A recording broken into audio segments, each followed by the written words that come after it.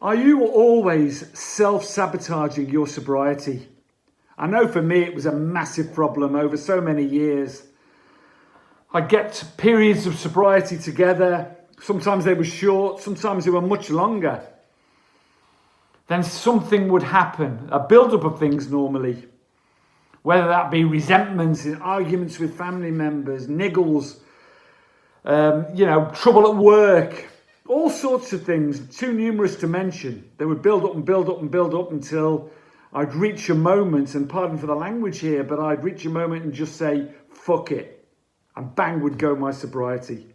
And then I'd hate myself. I'd feel anger, shame. I'd feel as though I'd let myself down. I'd feel as though I'd let all my family down. I'd feel a failure, to put it in a small number of words, a failure. And that happened so many times that, I can't remember how many times. In this video, I'm going to share with you some tips that I know will help you, whether you're in alcoholism, whether you're in drug addiction, whatever whatever your addiction is. These tips will help you within that to protect your sobriety, to strengthen it, and to try and avoid those fuck it moments, as I call them, where you just reach for your drug of choice because you've reached a tipping point. So avoiding that tipping point is essential. Just before I do that, please subscribe to the channel. It just helps one or two more people perhaps see the videos and the channel to grow a bit. And also, if any of my videos have ever helped you along the way, along your journey, please have a look in the description and click on the Ko-fi link and see how you can help support the channel and take it a bit further. And thanks to all those that have done that. It's much appreciated.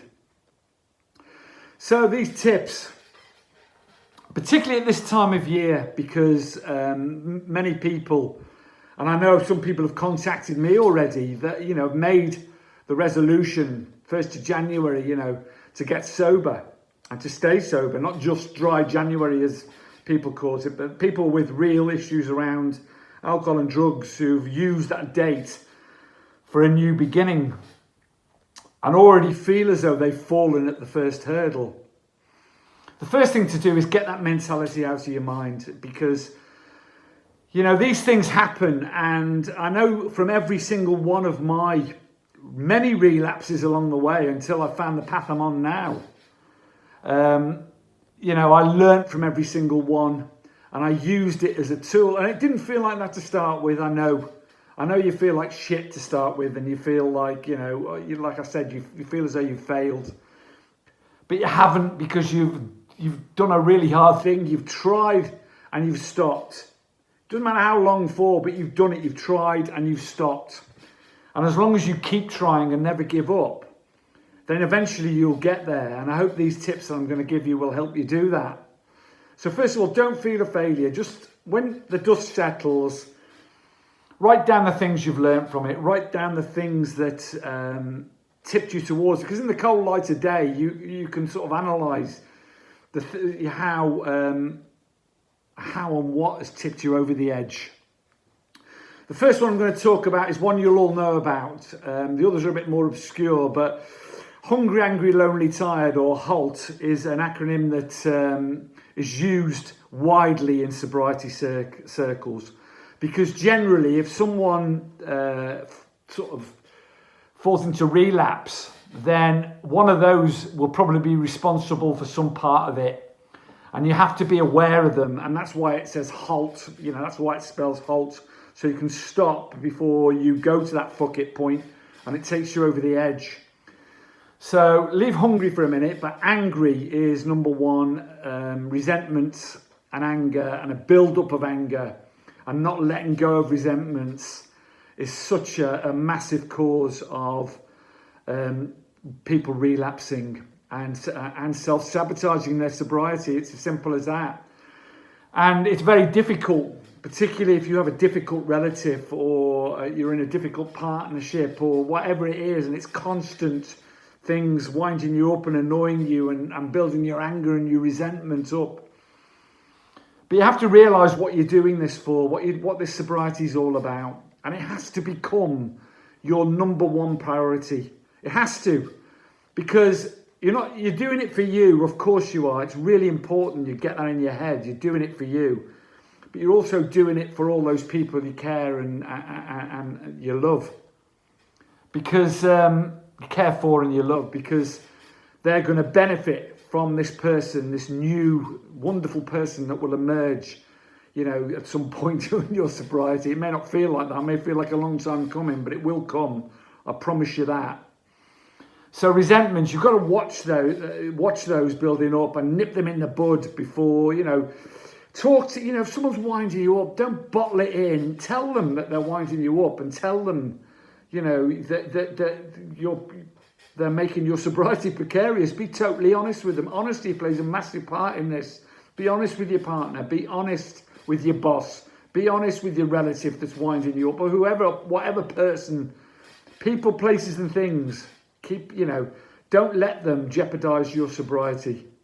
You've got to be honest about it. You've got to be open about it, and you've got to resolve it, because if they build up, they will tip you over the edge.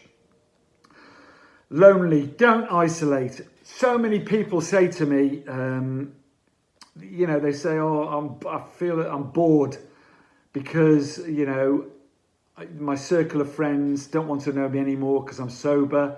I'm boring. I've got to do this for the rest of my life. I can't see any fun in my life. It's all bullshit. It's all your brain talking to you and making up stories. There's a whole world out there, and I've discovered it because I used to have that conversation in my own head. Then I used to isolate and be lonely, and that caused a lot of my drug using and drinking because I felt lonely. It was just an ever decreasing circle. So you get out there and you meet people. You're usually a bit more confident in your sobriety, and you get rid of those friends that aren't supporting you because they're not friends. They're not friends. They're people, if they don't get behind you and say, well, I really admire what you're doing, they're not your friends. It's as simple as that. Get rid of them. And that's difficult. I'm not saying it isn't, but you've got to do it. Sobriety is your number one. I'm tired. Sort your sleep out. Sleep's not easy in early sobriety. I've got a video on this channel about how to encourage your sleep and help you with your sleep hygiene. Have a look at that. Have a look at as much as you can on things that will help you get a good night's sleep. If you're tired, you get frustrated, you get angry, you get lack of energy, lack of motivation, and all these things will contribute to a relapse. Number 2 tip is something you've got when you get these feelings coming on, this fuck it feeling, and I'm going to keep calling it that because that's what triggers in your head. Oh, fuck it. When you get these feelings coming on, then what I do is I discovered something called box breathing, and you've got to disassociate yourself from these feelings. When you're feeling as though you want to reach for a drink or a drug, or it might be cravings, it might be whatever, something frustrating you, or whatever it is, whatever little thing it is, whatever big thing it is, then box breathing will help you because it'll give your mind time to move away from what you're thinking about. And it's basically through your nose, breathe in for 4, hold for 4, breathe out through your mouth for 4, hold for 4, repeat. Do that 5 times, 5 sets of box breathing. While you're doing it, shut your eyes, meditate, think about what you were thinking about, just let your thoughts sort of drift through your head. And you'll find that when you stop doing that, you'll be thinking more clearly, and you won't make any impulsive moves towards a drink or a drug or do something stupid and sabotage your sobriety. It's really important. Another important one is routine and rituals. You need to build a new routine, particularly a morning routine, which is strong, which is new. Drinking and taking drugs, just like smoking, there's a lot of ritual involved in it. Sometimes it's the anticipation of going to buy alcohol was more than the pleasure of actually drinking it for me. The ritual of doing it, the ritual of opening the bottle, the ritual of, I don't know, the way that first drink felt, whatever. And the same with drug taking in particular, and like I say, smoking, hand to mouth ritual. And the rituals involved around,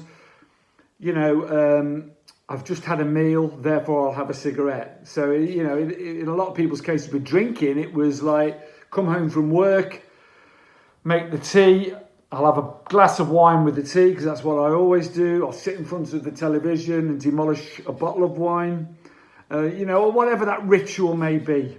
You know, a lot of people start their rituals, you know, eventually at sort of 8 o'clock in the morning as soon as they open their eyes. The first drop of alcohol goes down. Or it may be that you have to drink every 2 or 3 hours anyway to stave off withdrawals. That's where it'll lead you to. But you've got to break those rituals and create new habits, if you like. You know, it takes 30 odd days to make a habit. Build a really strong morning routine. And I've got videos on morning routine on the channel, so have a look at those. I'll give you a quick example of mine. You know, when I get up, I meditate for 5 or 10 minutes on gratitude and write a gratitude list. First thing I do in the morning, sets my mind straight. I have a cold shower, not everyone's cup of tea, but read up on that. It's so good for you, for your mind, for your immune system, for everything. I'll then write some small goals for the day. Small, they need to be small goals. You know, don't set massive goals and don't think about being sober for the rest of your life. It really is just one day at a time, 1 minute at a time sometimes. So write some small goals for the day. You'll feel great when you achieve them. Then I have a healthy breakfast smoothie. Sets me up with my nutrition for the day. I have some supplementation. Again, I've talked about that on the channel in different videos. And then I'm away. And there'll always be exercise involved in the morning at some point, whatever time I can fit it in. And there'll always be giving service involved somewhere as well. Another really important part of my daily routine. So, you know, you can build your own routine, but it's really important to lose those old rituals and build that new routine. Small changes all the time. Another massive, well, this is the biggest difference in my sobriety this time. And it's kept me sober and in a state of, I suppose, you know, it's impossible to be perfectly peaceful and serene all the time. So, you know, we're not angels and, you know, it's not realistic to think like that. But I achieved so much more. I know the meaning of the word serenity, let's put it that way. I've begun to know the meaning of the word serenity and peace, you know, and happiness. It's as simple as that within my sobriety. And it's because I've joined a group, a peer group, and mine's AA. Yours can be anything you want, anything that works for you. Chat groups online, smart recovery, whatever group works for you. But preferably, they need to be like-minded individuals.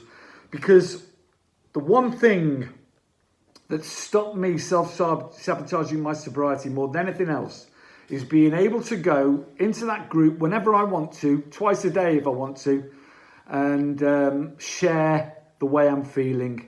And when I share the way I'm feeling within that group that understands where I'm coming from, all that frustration and anger and resentment and whatever has caused those feelings disappears. And away we go, you know, and I do that as many times as I need to do it. And that's why and then I listen to them and I learn from them as well. It's beautiful. And it has been the most important part of this new period of sobriety for me. Another thing to remember about emotions and feelings and, you know, whatever they are, grief, anger, worry, anxiety, all of these things, you know, you can deal with them as they come along. You have to just accept them as they come along and don't dwell on them if you can, you know, and realise the most important thing, this too shall pass. Most important thing I've ever learned, this too shall pass, because it does. And sometimes it's really uncomfortable for a bit, but it will pass. And having a drink or a drug will just make it 1,000 times worse. And you know that in your head. Try and replay the carnage in your head of past withdrawals and past stuff, damage that you've done when you've been drunk or drugged or whatever it is. You know, just play that back in your head. And think about it for a minute and realise that the emotion is transient. However bad that feeling is, it's transient, and this too shall pass, and it will go, and a new feeling will replace it. And life goes on. Remember, life goes on. I hope those things have been helpful to you. Always include exercise, getting outside in the fresh air at some point during your day, and look at your diet and eat cleanly. Help yourself as much as you can. Your sobriety is the most important thing to you. You must protect it at all costs. Good luck, and I hope that's been helpful. Carpe diem. Seize the day today. Make today the day you change your life. Much love to you all. Thank you. Bye-bye.